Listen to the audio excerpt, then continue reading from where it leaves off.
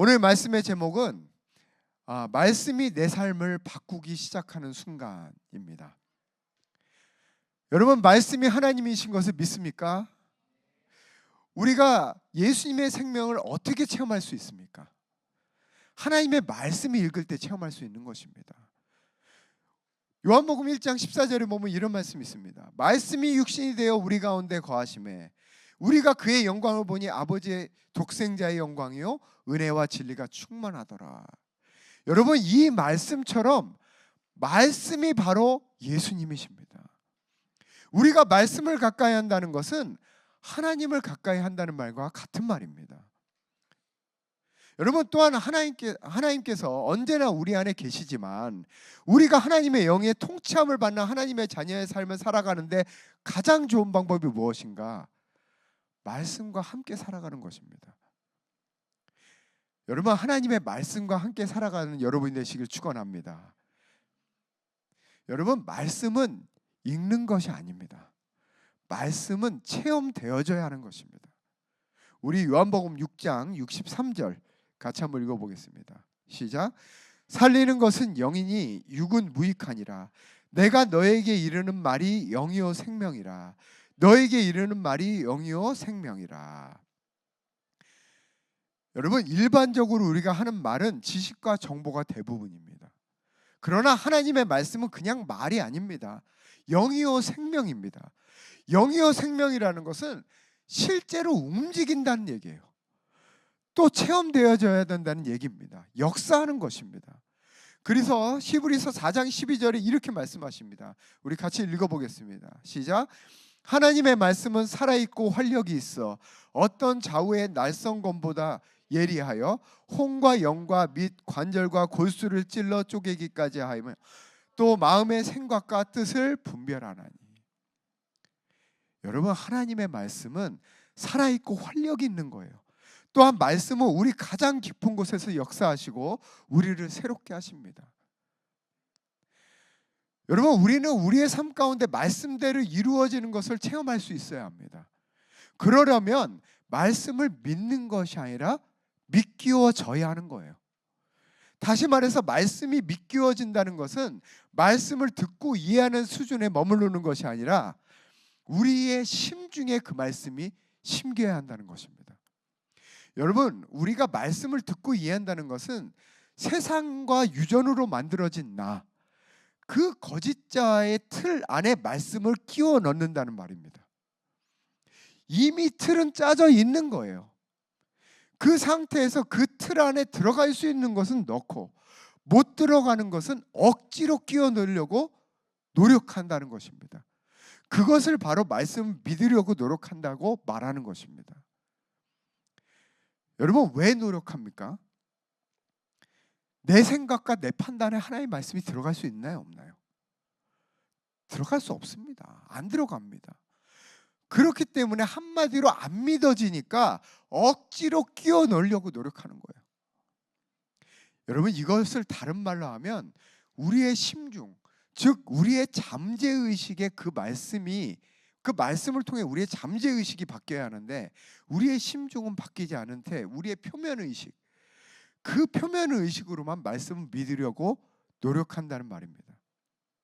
그러나 진짜 하나님이 원하시는 것은 하나님의 말씀이 내가 되는 거예요.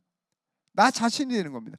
마치 말씀이 육신이 되어 이 땅에 오신 분이 예수님인 것처럼 말씀이 내가 되기를 원하시는 것입니다. 그래서 내가 말씀대로 생각하고 말씀대로 판단하고 말씀대로 느끼기를 원하시는 거예요. 그래서 말씀은 심중에 심어야 하는 것입니다. 그래서 누가복음 5장 37절 38절에 이렇게 말씀하세요. 우리 같이 한번 읽어볼까요? 시작.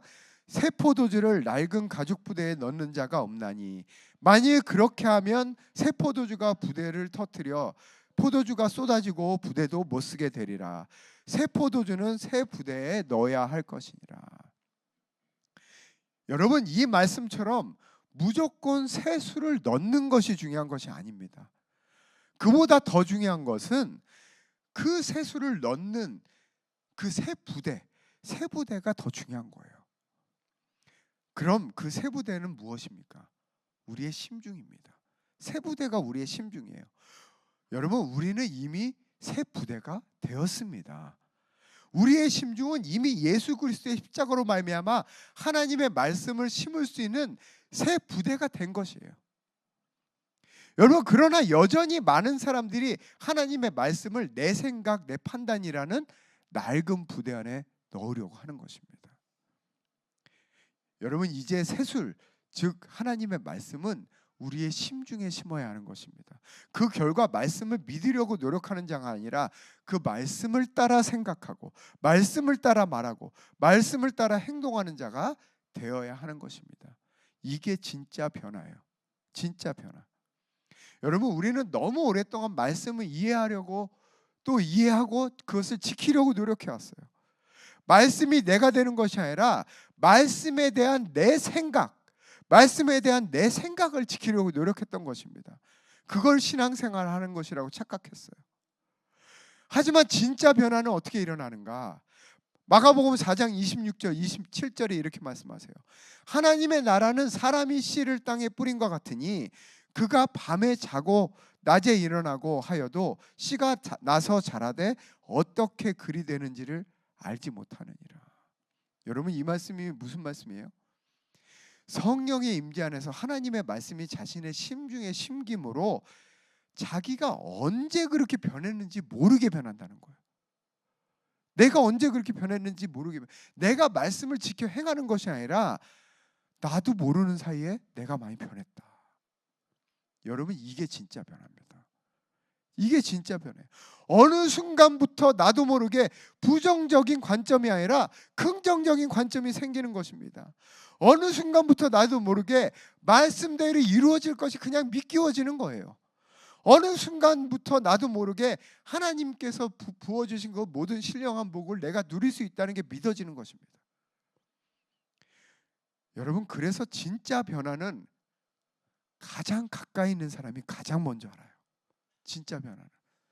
만약 여러분 아내, 여러분 남편, 아니면 여러분 가족이 여러분에게 자기 진짜 많이 변했다, 아니면 너 진짜 많이 변했다, 이렇게 말한다면 여러분, 그것을 최고의 칭찬으로 여기십시오. 최고의 칭찬으로 여기십시오. 그것은 하나님이 여러분을 칭찬해 주시는 거예요. 하나님이 하신 일입니다. 우리 옆 사람에게 한번 선포해 봅시다. 당신 진짜 많이 변했습니다. 안 받아들이는 느낌이 서로 긴가민가하는 느낌이 있습니다. 여러분, 그렇다면 말씀은 우리의 심중에 심기 위해서 가장 중요한 것이 무엇일까? 오늘은 우리가 사무엘상 말씀을 통해서 같이 한번 알아보기 원합니다. 사무엘상 24장 1절부터 3절까지인데요. 세 번역입니다. 우리 교독해 보겠습니다. 제가 먼저 읽겠습니다. 블레셋 사람과 싸우고 돌아온 사울은 다윗이 엔게디 광야에 있다는 소식을 듣고 온 이스라엘에서 3,000명을 뽑아 거느리고 다윗과 그 부하들, 사울이 길 옆에 양 우리가 많은 곳에 이르렀는데 그곳에 굴이 하나 있었다. 사울이 뒤를 보려고 그리로 들어갔는데 그 굴의 안쪽에 깊은 곳에 다윗과 그의 부하들이 숨어 있었다. 여러분, 우리가 잘 알듯이 하나님께서 이스라엘에 세우신 첫 번째 왕은 사울이었습니다. 하지만 사울이 하나님께 불순종함으로 말미암아 하나님께서는 새로운 이스라엘 왕을 준비하셨어요. 그게 누굽니까? 다윗입니다. 다윗. 그러나 사울은 끝까지 자신이 왕의 자리에서 물러나야 함을 인정하지 않았어요. 그리고 앞으로 왕이 될 다윗을 오히려 죽이려고 했습니다. 그래서 다윗은 이스라엘에 있는 그 광야와 그 척박한 광야와 블레셋을 넘나들면서 도망자의 삶을 살기 시작했어요. 그런데 오늘 말씀을 보면 사울이 어떤 밀고자를 통해서 다윗이 엔게디 광야에 숨어 있다는 소식을 듣게 됩니다. 그리고 3,000명을 모아서 그 다윗을 잡으러 가게 됩니다. 그런데 그 광야에 도착했는데 그 광야에 엔게디 광야에 도착했을 때 사울에게 아주 중요한 신호가 왔어요. 신호. 여러분이 다 알고 있는 그 신호. 도저히 인간의 힘으로 거부할 수 없는 그 신호, 한마디로 배에서 난리가 난 겁니다. 배에서. 여러분 3절에 보면 사울이 뒤를 보려고 이렇게 말씀하고 계신데 이게 우리가 아는 그 신호입니다. 그래서 용변을 본다. 생리적인 현상이 일어난 것이죠. 사울이 보니까 마침 옆에 굴이 있는 거예요. 굴. 그래서 왕의 채통도 있고 하니 부하들은 끌고 들어가지 않고 자기 혼자 일을 보려고 조용히 들어갔습니다. 그런데 그 굴이 마침 다윗과 그 부하들이 숨어있던 굴인 거예요. 여러분 이런 우연이 또 있을까요? 여러분은 아마 이게 상상에 안 가 계시지만 여러분 가운데도 이스라엘을 갔다 온 적이 있는 분들이 계실 겁니다. 저도 이스라엘을 갔다 온 적이 있습니다. 여러분 거기 광야가 우리가 생각하는 그런 광야가 아닙니다. 정말 끝도 없어요. 끝도 없습니다. 어마어마하게 넓어요. 그런데 또 굴도 엄청 많습니다. 엄청 많습니다. 그런데 그 사울 왕이 들어간 그 굴이 하필 다윗이 숨어 있는 그 굴에 들어간다? 여러분 이것은 누가 봐도 우연은 아닙니다. 우연은 아니에요. 하나님의 뜻이 있다고 생각되는 것입니다. 여러분 지금 다윗과 그 부하들을 그렇게 괴롭게 하는 것이 무엇입니까? 누구예요? 정말 이들은 먹지도 못하고 잠도 못 자요. 잠자다가 누가 나를 찌를지도 모르는 상황이에요. 매일 쪽잠을 자면서 도망 다니고 있는 것입니다. 한 번은 다윗이 블레셋에 도망갔다가 블레셋 왕에서 미친 척한 적도 있습니다. 혹시 자기가 죽임을 당할까 봐 그 수염에 정말 침을 흘리면서 여러분 미친 척해서 겨우 살아났습니다. 여러분 이렇게 온갖 수모와 괴로움을 다 당하면서 살아가고 있는 거예요. 누구 때문에? 그 원흉이 누구예요? 사울왕입니다. 사울왕. 그것도 하나님의 말씀에 순종하지 않고 거역하고 있는 이 사울왕. 더 놀라운 사실은 지금 이 다윗이 도망자의 삶을 살아가는 이 삶이 사무엘로부터 이미 왕이 될 것이라는 그 기름 부으심을 받은 뒤예요. 다시 말해서 다윗은 이미 하나님의 약속도 받은 상태입니다. 그런데 지금 이렇게 도망 다니고 있는 거예요.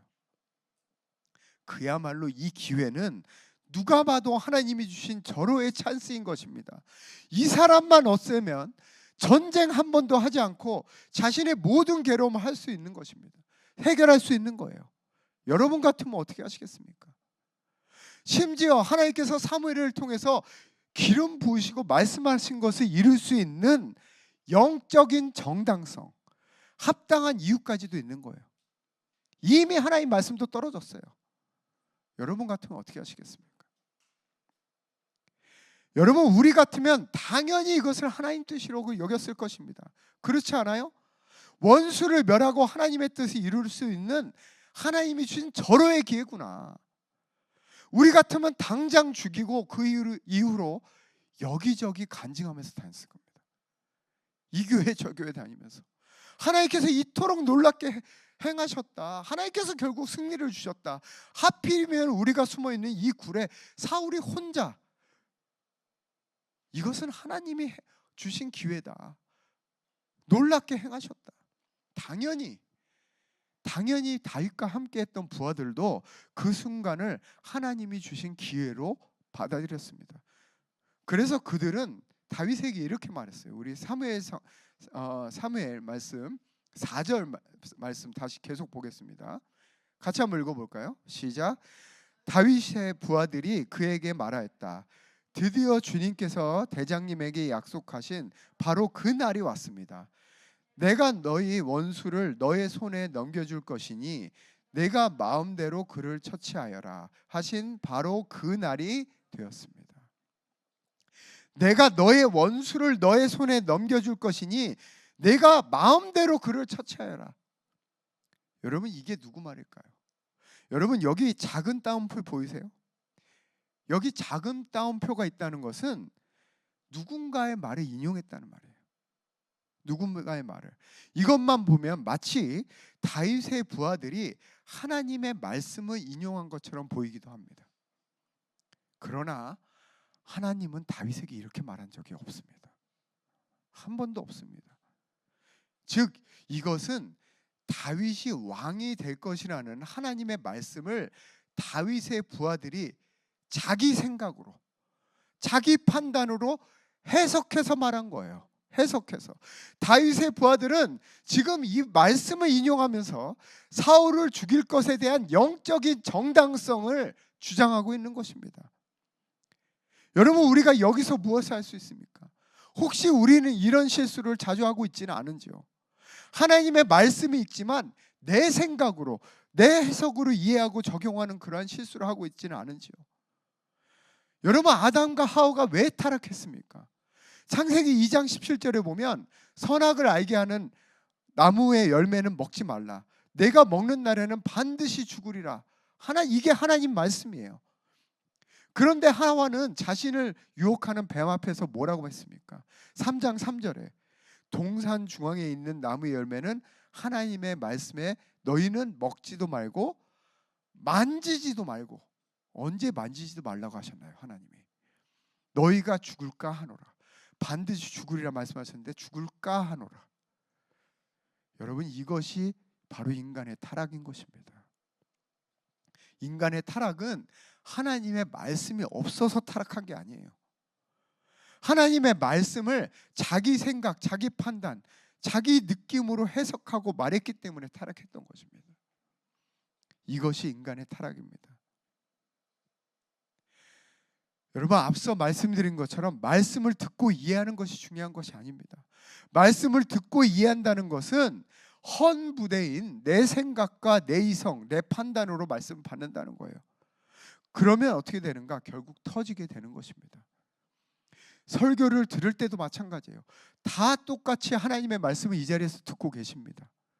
그러나 그 말씀을 자신의 틀이 위에서 듣고 이해하는 사람이 있고, 반면에 설교자를 통해 선포되는 그 말씀을, 하나님의 말씀을 심중에 심는 자들이 있어요. 우리 데살로니가전서 2장 13절 같이 한번 읽어보겠습니다. 시작. 이는 너희가 우리에게서 들은 바 하나님의 말씀을 받을 때에 사람의 말로 받지 아니하고 하나님의 말씀으로 받음이니 진실로 그러하도다. 여러분, 설교를 들을 때 여러분의 생각과 판단으로 받지 마시고 여러분의 심중으로 받으시기를 축원합니다. 하나님의 말씀으로 받으시기를 축원합니다. 그럼 그 말씀이 심중에 심기면 어떻게 되는가? 어떤 현상이 일어나는가? 우리 누가복음 24장 32절, 우리가 자주 읽는 말씀이지만 같이 한번 읽어보겠습니다. 시작.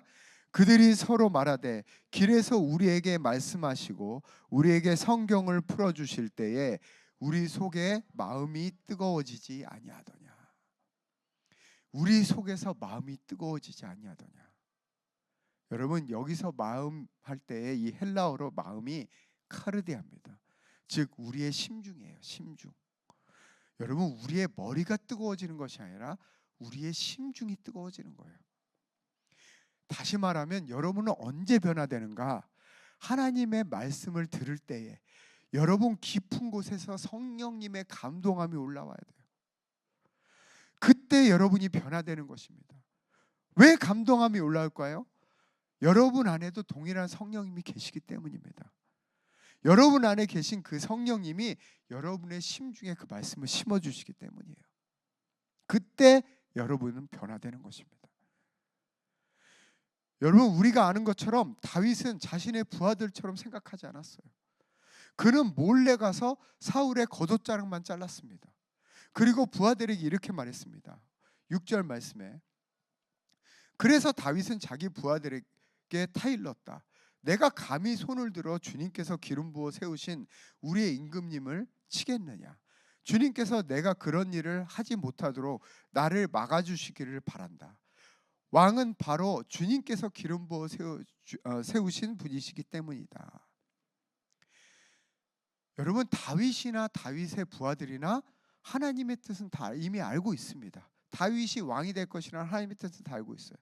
그러나 다윗은 자신의 생각과 자신의 판단을 따라서 하나님의 말씀을 적용하지 않았습니다. 그럼 왜 다윗은 이렇게 다른 반응을 할 수 있었을까요? 그 이유는 다윗은 하나님 마음에 합한 사람이었기 때문입니다. 우리 사도행전 13장 22절 같이 한번 읽어볼까요? 시작.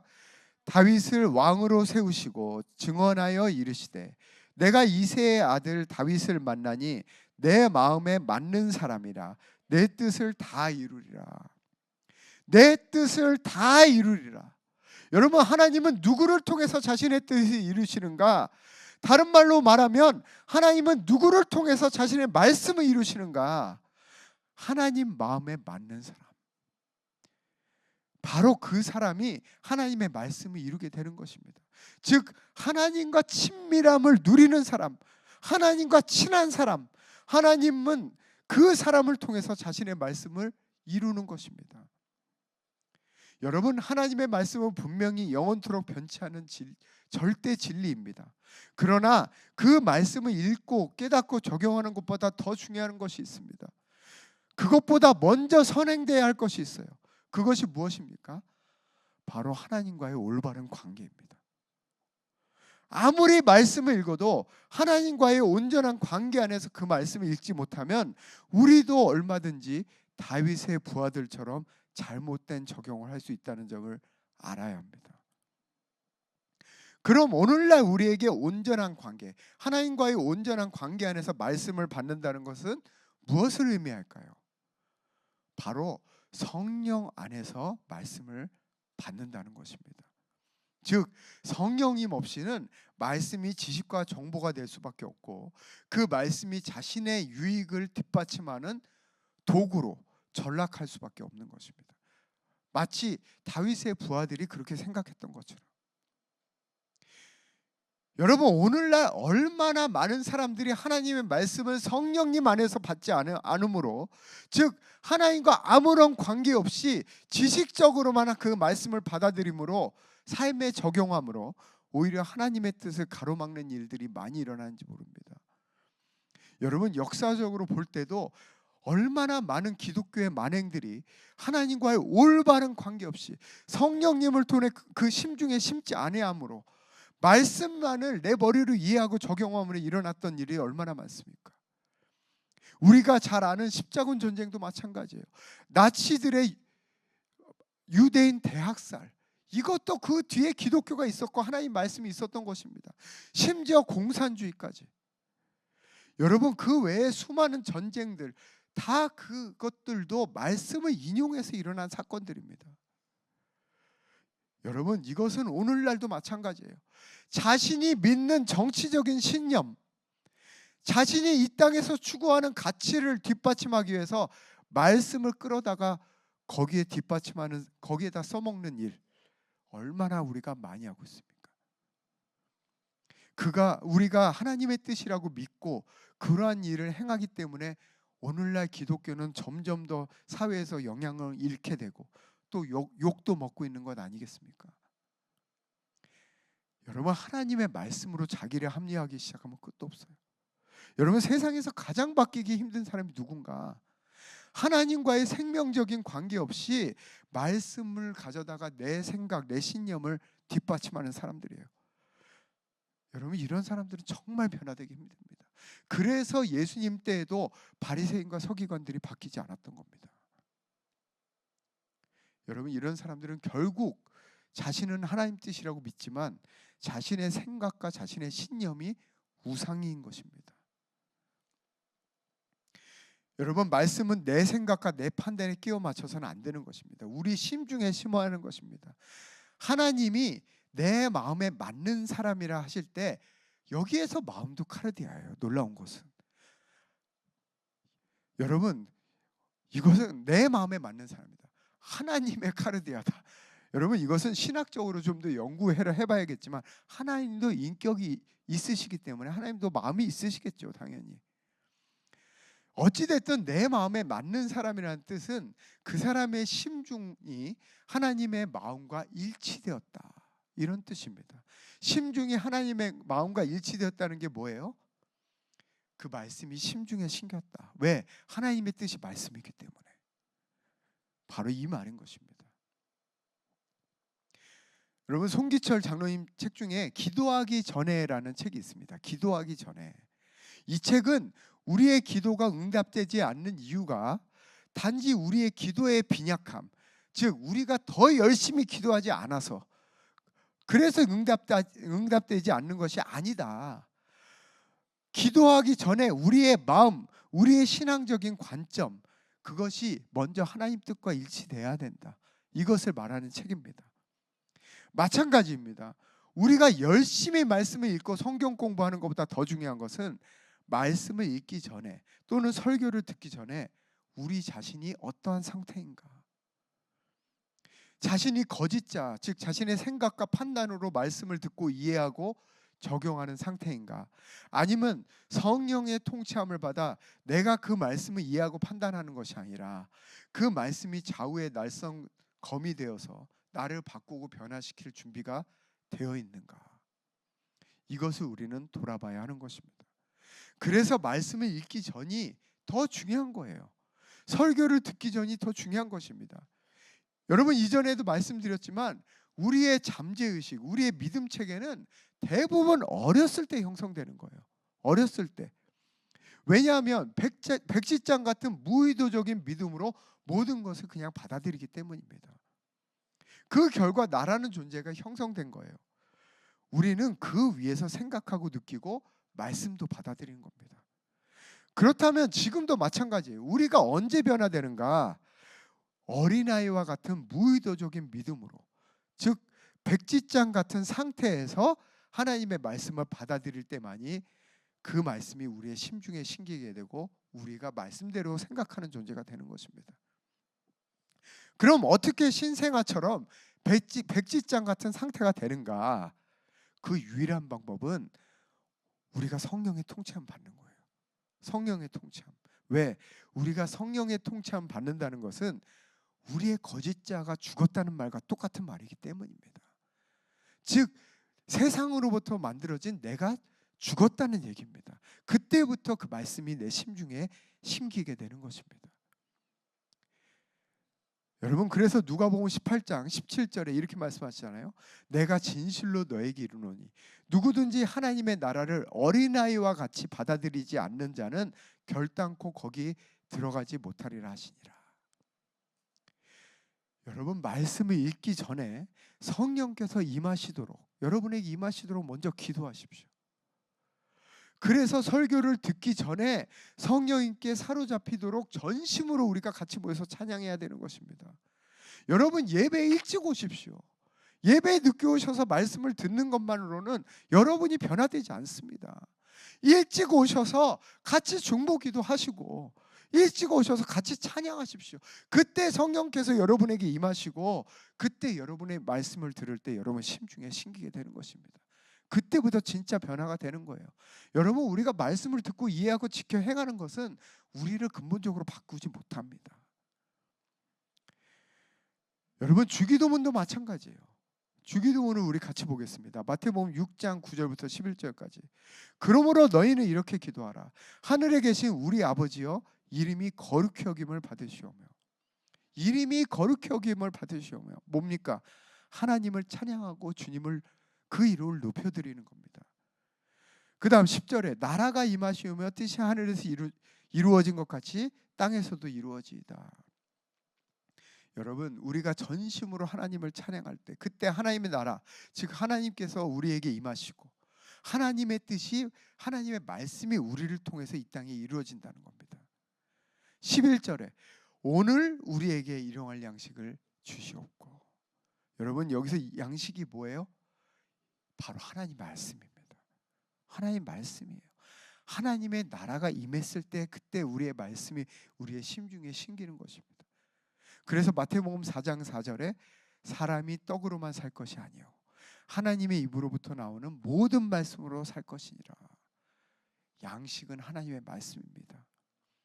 즉 하나님의 말씀이 우리의 심중에 심기기 위해서는, 또 이 땅이 이루어지기 위해서는 먼저 우리에게 성령님의 통치하심, 하나님의 나라가 임해야 되는 것입니다. 여러분, 성령님 안에서 말씀을 들으시길 축원합니다. 또 성령 안에서 선포되는 말씀, 설교를 들으십시오. 오직 성령님만이 말씀을 계시하시고 깨닫게 하시고 실제가 되게 하시고 그 능력을 체험케 하시는 분인 줄 믿습니다. 오늘 말씀 맺겠습니다. 말씀이 하나님이십니다. 말씀이 영이요 생명이십니다. 그러나 자신이 주체가 되어 하나님의 말씀을 읽고 적용하면 자신이 원하는 것을 위해 그 말씀을 이용하는 것밖에 되지 않습니다. 하나님은 자신의 말씀을 이루시는 분이지 내가 하나님의 말씀을 이용하는 그 말씀은 이루지 않으세요. 우리는 말씀을 머리로가 아니라 가슴으로 받아들여야 하는 것입니다. 즉 우리의 심중에 그 말씀이 심겨야 하는 것입니다. 그러려면 먼저 기도와 찬양을 통해서 성령께서 우리에게 임하여야 하는 것입니다. 그때 우리의 거짓자가 없어지고 우리는 어린아이와 같은 마음으로 하나님의 말씀을 우리의 심중에 심게 되는 것입니다. 여러분, 성령 안에서 말씀을 읽음으로 날마다 승리하시는 삶을 살아가시길 축원합니다. 또 말씀을 심중에 심음으로 여러분의 말, 여러분의 생각, 여러분의 판단이 새롭게 되시기를 축원합니다. 그 삶을 살아가는 우리 헤븐리 교회 모든 성도들 되시기를 예수 그리스도의 이름으로 축원합니다. 우리 이 시간에 같이 일어나서 찬양하며 나가시겠습니다.